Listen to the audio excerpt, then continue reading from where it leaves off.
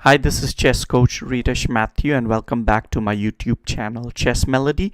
Today I'll show you a very nice trap in the Englund's Gambit.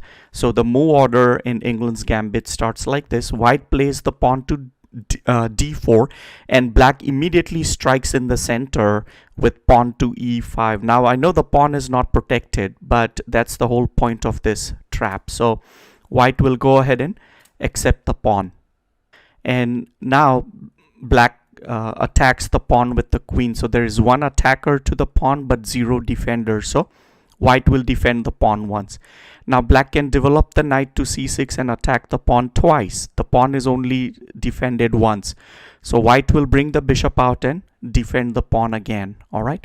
Now here black can continue with queen to b4 check. So this is not only a check but also forking the bishop. Okay. So here white has four options. Option 1 is bishop blocks the check, option 2 is queen blocks the check, option 3 is pawn blocks, and option 4 is knight blocks. Now we're going to look at one option at a time. So if the bishop blocks the check here, then queen can simply capture the pawn, and also the rook is trapped inside for now, and white will have to think about the rook, how to save the rook. Now normally bringing the knight out to c3 is a better way to defend the rook, because once the knight moves out of the way, the queen is connected to the rook and rook is defended. But instead of knight c3, white makes this blunder and moves the bishop to c3. Now bishop has an x-ray control over the rook, so indirectly white bishop is defending the rook. So this is not an accurate way for white to defend, and now white is going to lose.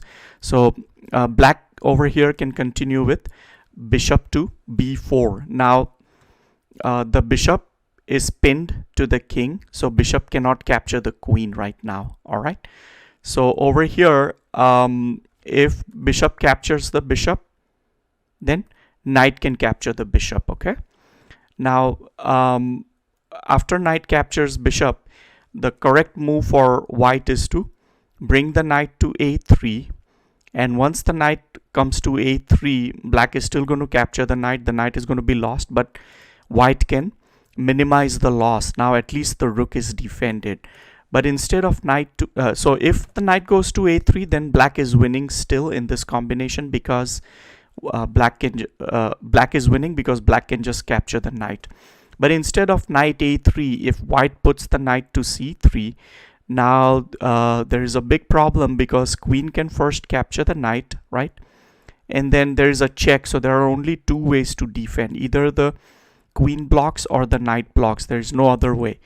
So if queen blocks, then queen captures a1, right? And then this is a big loss for white. All right. And here black is winning. But if the knight blocks the check here, then white will lose the queen. How so? First, black can give a smothered checkmate. Smothered meaning king is surrounded by his own army, so king can't move anywhere, and when the knight gives a check, somebody has to capture the knight or king has to move away. So the only piece that can capture the knight is the queen, and the queen is gone over here. So backing up a little bit, here knight to a3 is the correct move, in which case white is still going to lose and black will win. And instead of bishop capturing our bishop, instead if they put the queen to d2 in the hopes that they can secure this bishop by the queen and the knight, then first you can capture the bishop again, and the queen is pinned, so the queen is attacked now. So here white has two choices: either the knight can capture the bishop or the queen can capture the bishop. If queen captures the bishop, then it's game over. Queen c1 is checkmate, right? And if the knight captures, right, then again queen captures a1 and white is still lost over here. Okay, there is a check, and white has heavy material loss, and it's all over for white.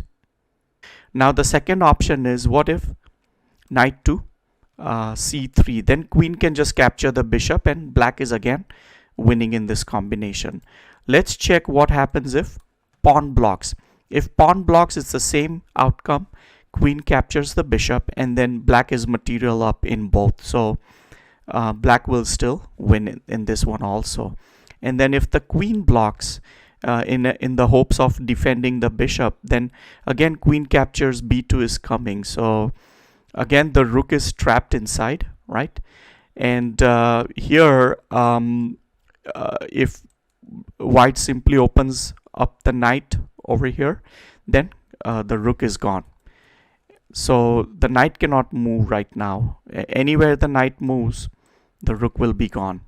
And over here, if queen goes to c3 in the hopes of connecting the queen to the rook via x-ray control, so if our queen captures the rook, then we'll lose our queen. If white thinks in this way, then he's completely lost again, because black can simply put the bishop to b4, and now the queen is pinned to the king, and queen cannot move, and white queen cannot capture the black queen. So this is also a losing move for white. So over here, if white plays pawn to c3 attacking the queen, then again queen can capture the rook. So this is winning for black as well. All right, so if the queen blocks, then this is going to be the outcome.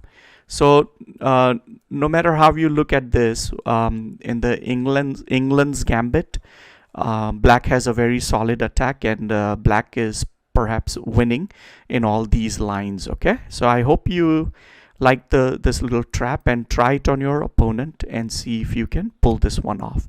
So thanks for watching, and have a great day.